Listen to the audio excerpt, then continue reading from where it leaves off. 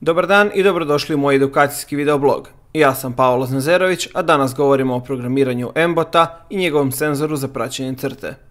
Senzor za praćenje linije montiran je sa donje strane robota, zajedno sa trećim kotačićem robota, a na glavni kontroler robota povezan je kablom. Na slici možete vidjeti kako u stvarnosti izgleda sam senzor. Na pogledu od dolje možemo vidjeti da se on sastoji zapravo od dva optička senzora, svaki od kojih može detektirati da li se ispod njega nalazi bijela ili crna boja.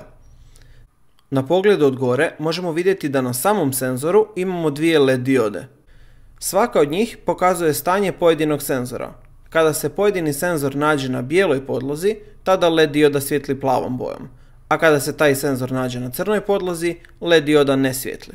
Sa desne strane ekrana prikazane su skice senzora, a takve ćemo skice koristiti da bismo pojasnili kako ovaj senzor radi. Tijekom vožnje robot se može naći u 4 moguća slučaja u ovisnosti o tome gdje se nalaze senzori. Ovisno o tome u kojem se slučaju nađe, vozit će naprijed, natrag ili će skretati u jednu ili drugu stranu. Pa pogledajmo svaki slučaj.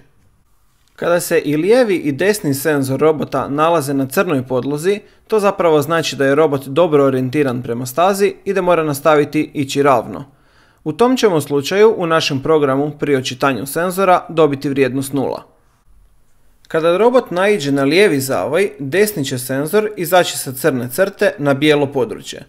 Tada ćemo kao rezultat očitanja našeg senzora u programu dobiti vrijednost 1, a ono što ćemo morati učiniti je skrenuti malo u lijevo. U suprotnom slučaju, kada robot naiđe na desni zavoj, lijevi će senzor sa crne crte izaći na bijelo područje, a desni će senzor ostati na crnoj crti. Kao rezultat toga, pri očitanju senzora dobiti ćemo vrijednost 2, a našeg ćemo robota morati malo zakrenuti u desno. U slučaju da se robot giba prebrzo, može se dogoditi da kada dođe u zavoj, oba senzora dođu u bijelo područje i ispadnu sa crne crte. U tom ćemo slučaju kao rezultat očitanja senzora u našem programu dobiti broj 3, a ono što moramo učiniti je pogoniti robota malo unatrag. Sad kad smo upoznali sva stanja senzora, pogledajmo kako ćemo napisati program koji će omogućiti robotu da samostalno prati crtu. Kao i obično, naš ćemo program započeti M-bot program naredbom. Odmah nakon toga, iz kontrol dijela, ubacit ćemo jednu forever petlju.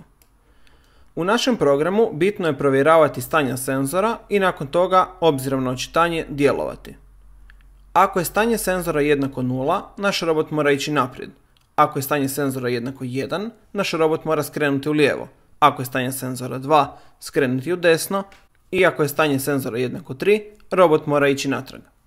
Za usporedbu očitanog stanja senzora sa nekim brojem iskoristit ćemo if naredbu. Pa odvucimo jednu if naredbu unutar forever petlje. Kako bismo usporedili trenutno stanje na senzoru i neki broj, iskoristit ćemo naredbu za usporedbu iz operators dijela. Odaberite naredbu za usporedbu dva broja i odvucite je u if petlju. U lijevi kvadratić naredbe ubacit ćemo naredbu za očitanje stanja senzora, a u desni kvadratić broj 0, 1, 2 ili 3. Naredbu za očitanje stanja senzora možemo pronaći u robots dijelu, a naziva se line follower. Ovu naredbu odvučit ćemo u lijevi kvadratić naredbe za usporedbu. U desni kvadratić duplim klikom omogućit ćemo upis broja i upisati 0. U ovom slučaju, kada je očitanje stanja senzora jednako 0, naš se robot mora gibati prema naprijed, pa ćemo u ovaj if ubaciti naredbu run forward. Unutar ove naredbe odabrati ćemo speed 100. Ovu ćemo naredbu jednostavno duplicirati još 3 puta i nakon toga promijeniti brojeve za usporedbu i kretanje robota.